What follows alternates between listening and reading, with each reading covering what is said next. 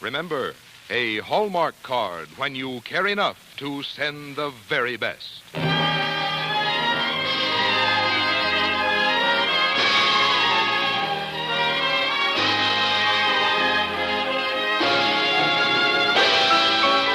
Tonight, from Hollywood, the makers of Hallmark greeting cards bring you Loretta Young in Irving Stone's great story, Immortal Wife, on the Hallmark Playhouse. Each week, Hallmark will bring you Hollywood's greatest stars in outstanding stories chosen by one of the world's best-known authors, the distinguished novelist, Mr. James Hilton.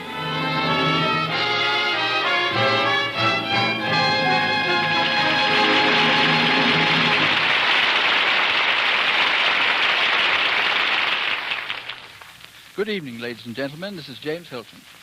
Tonight on our Hallmark Playhouse, we present a dramatization of a book by a writer who has made a habit of giving us excellent biographies that read like excellent fiction.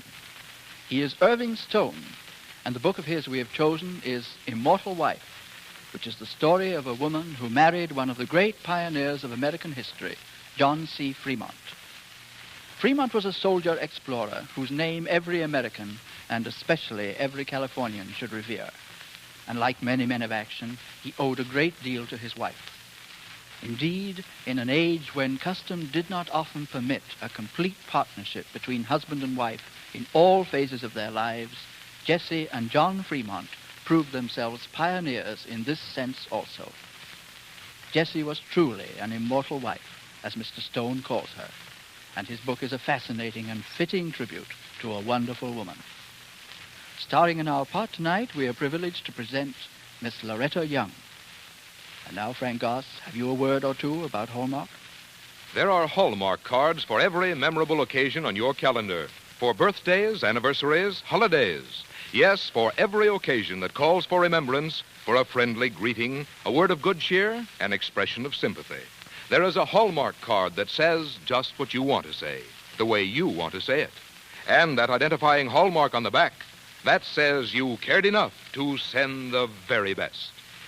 Now, Hallmark Playhouse, presenting Immortal Wife by Irving Stone, and starring Loretta Young.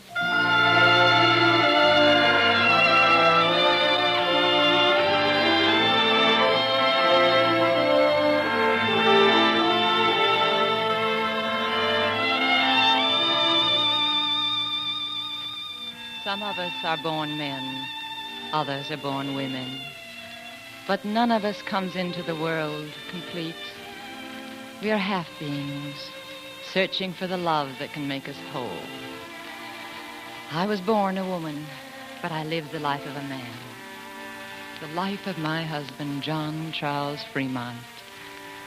I met him when I was 16, in the year 1839. And I loved him for as long as he lived.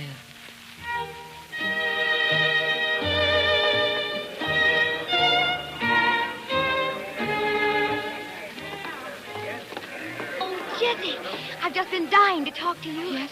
That young lieutenant. Who is he? Lieutenant Fremont. John Charles Fremont. Oh, the girls are just buzzing. Where did he go? Not to bring me some punch. I'm exhausted from dancing. Isn't it a wonderful party? Yes, it is. Wonderful. Jessie, will you come in here for a moment, please? Oh, certainly, Father. Excuse me, Harriet. Will you wait here for Lieutenant Fremont? Tell him that I'll be back shortly. Lieutenant Fremont? Oh, of course, Jessie. Yes, Father. Sit down, Jessie. Oh, Father, you're looking at me rather strangely. Have I displeased you? People have been commenting about your actions of the past 2 weeks, Jessie. You and this young Lieutenant Fremont. If you mean I've been enjoying his company, I have. You've done as much yourself. You seem quite taken with him. Nevertheless, I would prefer that your association with him be terminated before it goes too far. I'm sure it's perfectly innocent, but why tempt the young man with a marriage that could be so advantageous to him? Advantageous to him? Why, Lieutenant Fremont is not an adventurer. He's one of the most promising and talented young men in Washington. But not so promising that he can't see the benefits of a marriage to Senator Benton's daughter. So you think you've produced a daughter so unattractive that I can't be loved for my own sake? No, you're just a young girl, Jessie. It's my job to protect you. Oh, please, Father, don't deal with me on the basis of age. When I was born, you wanted a son. Well, I've served you like a son. You've discussed Senate problems with me since I was 14. And now suddenly you thrust a calendar in my face and tell me I'm a child. Jessie, I'm sorry, but I must forbid you to see Lieutenant Fremont again. Oh, I'm sorry, too, Father. I love you. But for the first time in my life, I will not obey you. Jessie, I'll have him packed off on an expedition. Do that, Father, do that. Because then he'll prove to you how right I am. Send him away. But remember this, when he comes back, I'll be waiting for him.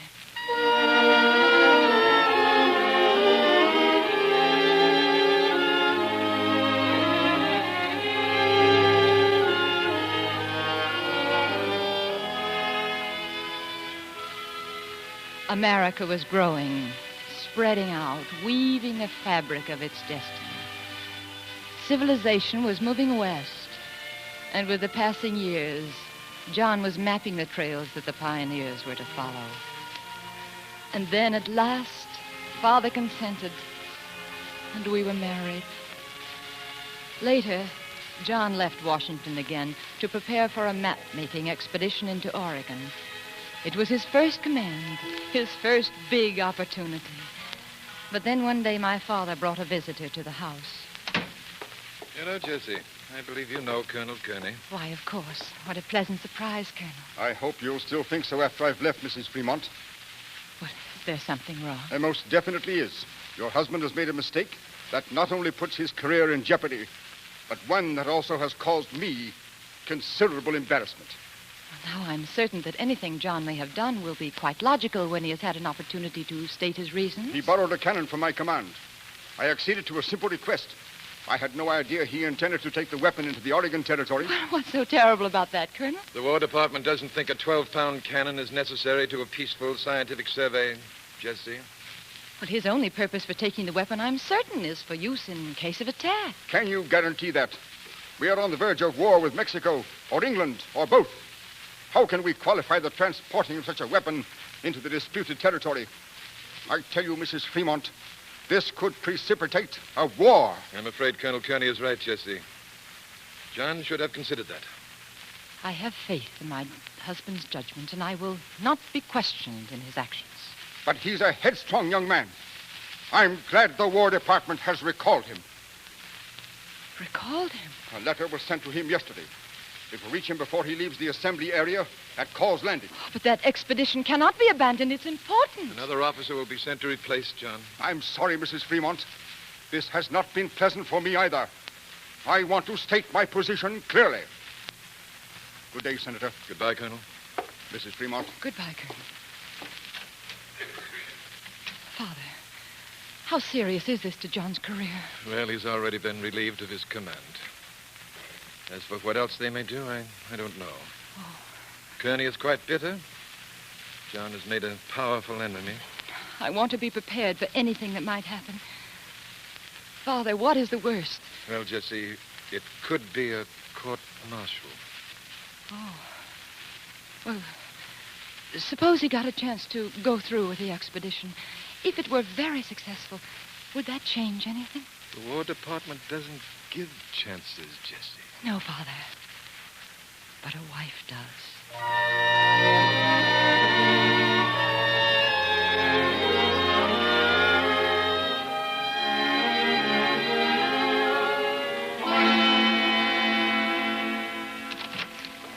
You sent for me, Madame Fremont? Yes, de Rossier. My husband is being removed from his command. But they must be mad. He's the best topographer in the Corps. I know. I have served with all of them. He has not yet received official notification. The letter is on the mail boat to Cause Landing. Then it will reach him in 4 days. De Rossier, can you beat the mail boat to Cause Landing? Oh, please, Madame Fremont. I could not bring the lieutenant such unwelcome news. Can you beat the mail boat? With fresh horses along the way, yes. Then here's the money for the horses. My husband must be gone from Cause Landing before the boat reaches there. Now give him this message from me. Only this and nothing more. Tell him I said not to delay another day. He must trust me and start at once. Madame Fremont, you are magnificent. I go at once. One more thing, DeRosier. Yes, madame? Tell him that... Tell my husband that I love him.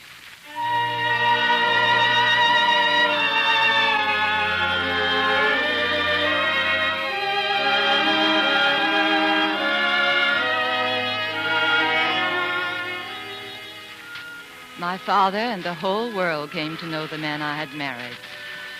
He took a cannon across the country to prove that the trail he had mapped was passable for wagon trains. And with his leadership, California decided to join its territory with the United States. John became a colonel, but his success had made him enemies, strong enemies in high places. Why are you so preoccupied, Jesse? You haven't even touched your food. I have been watching you, Father. You and all your visitors. I know that something is wrong. What is it? Jesse, I've never been very good at hiding things from you. There's been trouble ever since John practically started the California Rebellion and we took over the territory. He acted unofficially. You mean he acted courageously? That land must be part of this country from ocean to ocean. Americans developed it. Why should others be allowed to step in and take it over? You've argued that point, and so has the President and the War Department. Oh, please, Jesse, I know all this, but Kearney is a general now. And he still hasn't forgotten that rebuke from the War Department about the cannon. He blames John for this new situation. What do you think he'll do? He's already done it, I'm afraid. John has been removed from his command. Oh, but he can't do that. It's unfair, Father. Why, without John, California would have been at the mercy of any opportunist nation that wanted to seize it. Jesse, this is no time for temper. John is being returned to Washington to face a court-martial. A court-martial? For what? Patriotism? Or for the petty revenge of small men? Oh, Father. Father, what can they charge him with? Kearney has charged him with mutiny. Mutiny? Kearney dare say that? Jesse, you must be calm. All right, Father, I'll be calm. But Kearney is in for a fight he never found on a battlefield. Because John will fight this action until Kearney is exposed for what he really is. These are critical times, Jesse. I don't think it will depend on whether John is right or wrong. The charges of such a high-ranking officer are almost certain to be upheld. Very well, then. Let them be upheld. We've been defeated before, John and I. But defeat only hurts when you refuse to fight. And I tell you, Father, we are going to fight.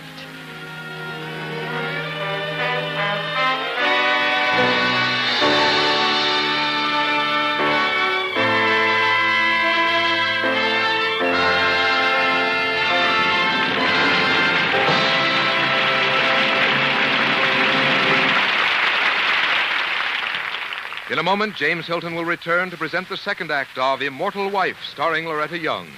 But first, his name was Joseph, and he lived not so long ago. His last name, not many people really know. Yet I need only say Lord Jim, and you recognize Joseph Conrad, foreign master of our native tongue.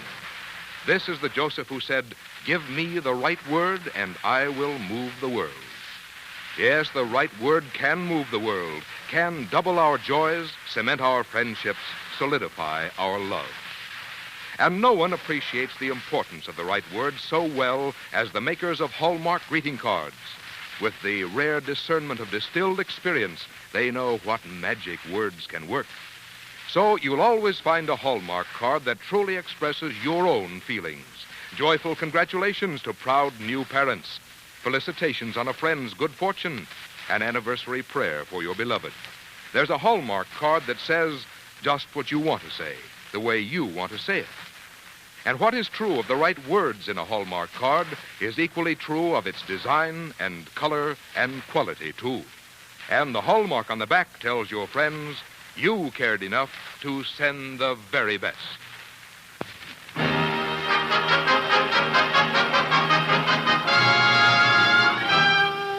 Now we present the second act of Immortal Wife by Irving Stone, and starring Loretta Young.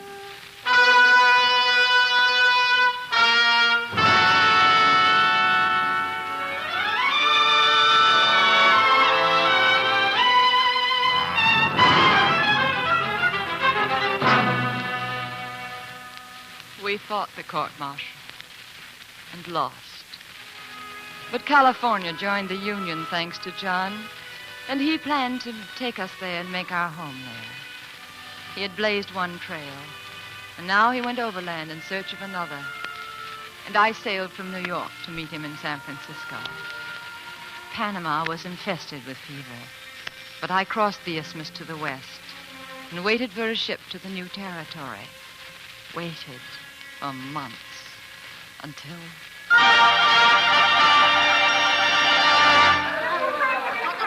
Gold, man, gold! California's loaded with it. Mrs. Fremont, wait. Why, Lieutenant Beale. I saw you in the crowd when we landed. I thought I'd never get to you. Oh, I'm so glad to see you. And the ships. John took an overland route to California. I'm on my way to meet him in San Francisco. Mrs. Fremont, San Francisco has gone wild. It's the gold strike. People are pouring into the place. The hotels are dirty, they're cold, they're jammed, and there's no help to be had. It's no place for a lady. Oh, I'm not like other Washington ladies, Lieutenant. You have something else on your mind. That new passage that your husband was looking for, Mrs. Fremont. Yes? He went into the most difficult part of the Rockies just before the worst storm anybody in the region can remember. It's been a bitter winter. What are you trying to tell me? Your husband was injured and snowbound. He sent out a relief party, but it took them a long time to break through. They said that none of the others could have lived for more than a few days. Then you think my husband is dead? Yes, Mrs. Fremont. Oh, no, Lieutenant Beale, he isn't dead. Because he knows that country, and no man in the world is better equipped to survive it. No, he isn't dead. Well, I hope you're right, Mrs. Fremont. But in any case, he didn't get through the Rockies. Go back east, Mrs. Fremont. If he's all right, he'll be there when you get back. Thank you, Lieutenant. Thank you for your kindness. You think my husband is dead, but I have a feeling he isn't. He promised to meet me in San Francisco, and we keep our promises.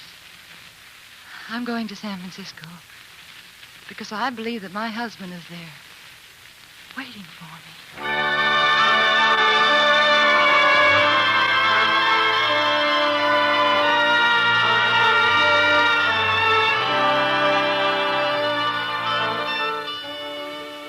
John had made his way to San Francisco, and he was waiting for me. There was gold in the ground, and as though the earth itself were rewarding John, gold was found on our land in the Mariposa. But John couldn't stay. The country was still growing and moving, and there was a need for a railroad from east to west. And only one man could show the path it should take. My husband. But I could only follow him with my heart. Jesse, every time you and John are separated, you just seem to waste away. You don't even eat.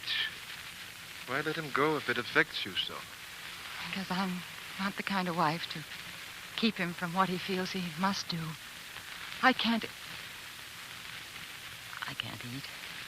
because he may be starving. Jesse, this is sheer nonsense. If John was starving, there would be no possible way for him to communicate that information to you. Even if he could, he would refuse to do so. I will not allow you to endanger your health this way. You're deliberately starving... Jesse. Jesse, what's wrong, child? Father, he's all right. I felt it.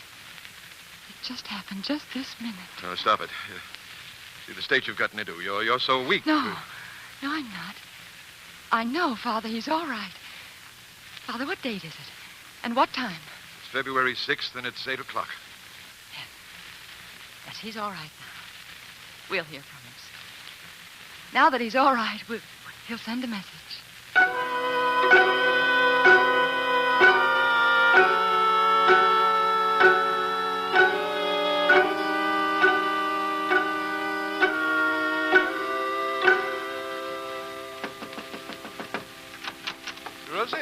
Good evening, monsieur. De Rosier. Oh, thank heaven. Colonel Fremont is safe, madame. He sent me with a message. Here, let me have it quickly. My beloved wife. A very rough journey. Hunger. The men were starving. Days without food. But we were finally picked up by a band of Utes. They fed us. Oh, Father, it was the Indians who saved them. I knew he was hungry, but a band of Utes found them and fed them. They remember him from the last time he went through on an expedition. Something else happened that same night, Madame Fremont. What? The men of the expedition decided to pick their next candidate for president. What a strange occupation for hungry men. Who's the lucky man? The colonel, madame. Your husband. Oh, thank you, De Rosier. That was very nice of him. They were not joking, madame. They will pursue the thought. May I see John's letter, my dear? Of course, Father.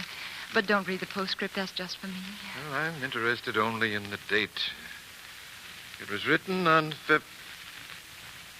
February 6th.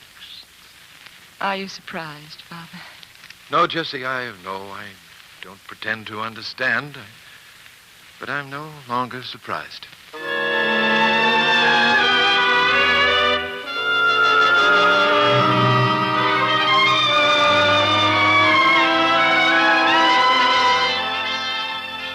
The men on John's expedition had not been joking about the presidency.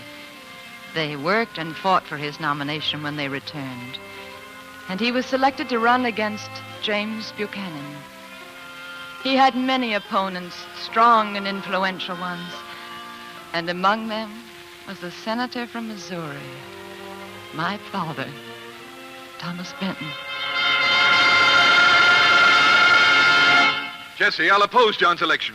I'll stump the country, warning the people they must not put a factional candidate into the White House. But why, Father? Why shouldn't John be president? Because he's all too undiplomatic for politics. He doesn't understand compromise, and without compromise, this country will be plunged into civil war. James Buchanan is a master of compromise, and he's the man I'll support. Does Mr. Buchanan's ability to compromise outweigh John's courage, his capacity for work, his integrity? Aren't those the qualities a man in the White House should have? I'm not discounting that. I'm telling you that he's a dangerous candidate. The preservation of the Union is at stake. Buchanan can preserve it. John cannot. Father, I know you well enough to know that you will do what you believe is right. I'm sorry you're not with us. Oh, I'm sorry, too, Jesse. For your sake, I'm proud and happy that John has become one of the important men of our nation. But not important enough to be president. Oh, there are other things more important. The welfare of all the people. I think the voters will realize that, too. I think John will be defeated.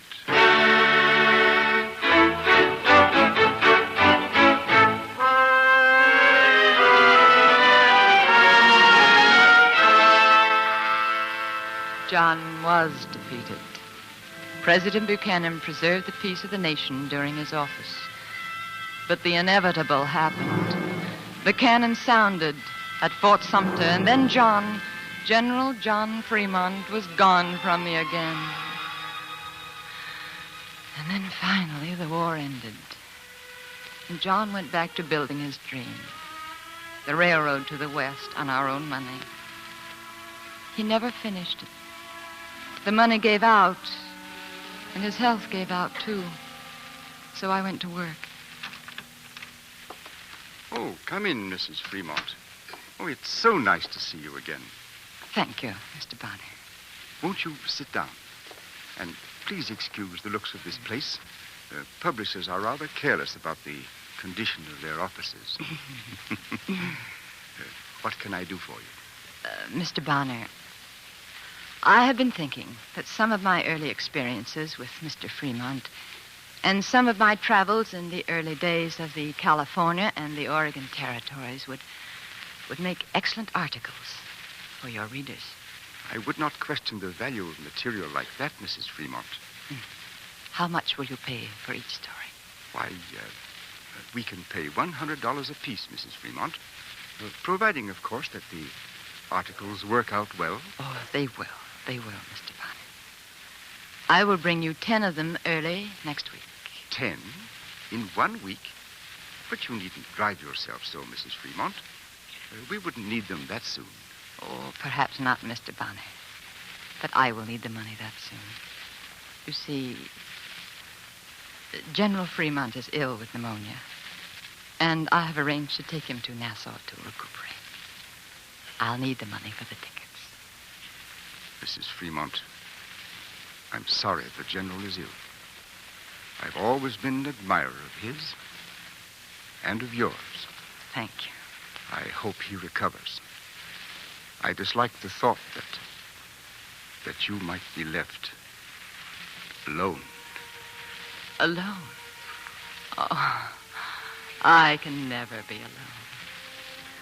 I have had the greatest happiness I believe a woman can have. I have always loved my husband, and he's loved me. That's the greatest gift that life can hold. When one is weak, the other must be strong. When one is ill, the other must be well. When one despairs, the other must be calm and helpful. Neither can be the strong one, the well one, the brave one, all the time. This is marriage.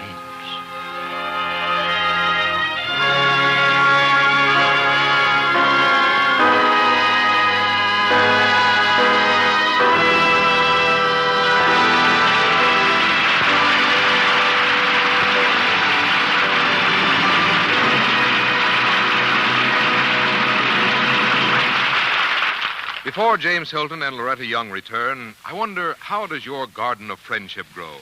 Most of us, I guess, tend to take our friends for granted. But aren't you always pleased at every unexpected message from a far-off friend? Why not give your friends that same fine feeling soon? It's easy as choosing a card from the wide and varied selection for friendship offered by Hallmark. For example, here's a friendly card that says, "Just thought I'd drop a line or two to pass the time of day," and say, "Hello, what's doing? And how are you anyway?" There are many other Hallmark cards for friendship to choose from, large or small, short or long, humorous or just plain friendly. Hallmark cards always bring a cheerful glow to each friend who receives one, and you'll know a nice warm feeling around the cockles of your own heart, too. So list the friends you don't want to forget. Then visit the friendly store where you buy your Hallmark cards. You'll find a card that's exactly right for every friend. And the Hallmark on the back says you cared enough to send the very best. Here again is James Hilton. The resourcefulness and the tenderness of a dynamic woman were never better exemplified than in our story tonight. Miss Young, your performance has made this a memorable evening. All of us in the Playhouse thank you for being with us. Oh, thank you, Mr. Hilton. It's been a pleasure. And thanks especially to Paul McVeigh, who played Thomas Benton so splendidly. I've admired your series here in the Hallmark Playhouse. Your stories have importance. Certainly tonight's story did. Perhaps that's because anything that has to do with people is important. You know, all of us, I think, really care what happens to others. We may not always have the time to show it, but deep down, most of us want to be thoughtful of others. And I must say, your Hallmark cards give us a very easy way to express those emotions on any occasion. Thank you again, Mr. Hilton, for inviting me here this evening. Invite me again. We certainly shall. And may I suggest that you listen in next Thursday when we shall present Zoe Aiken's great story of the theater, Morning Glory, starring Elizabeth Taylor. And the following week, One Foot in Heaven by Hartzell Spence and starring George Brent. And the week after that, Betty Smith's A Tree Grows in Brooklyn, starring that wonderful little girl, Margaret O'Brien. Our Hallmark Playhouse is every Thursday. Our director-producer is Dee Engelbach. Our music is composed and conducted by Lynn Murray. And our script tonight was written for radio by Joel Murcott. Until next Thursday, then, this is James Hilton saying good night. Look for Hallmark cards that are sold only in stores that have been carefully selected to give you expert and friendly service. Remember Hallmark cards when you care enough to send the very best.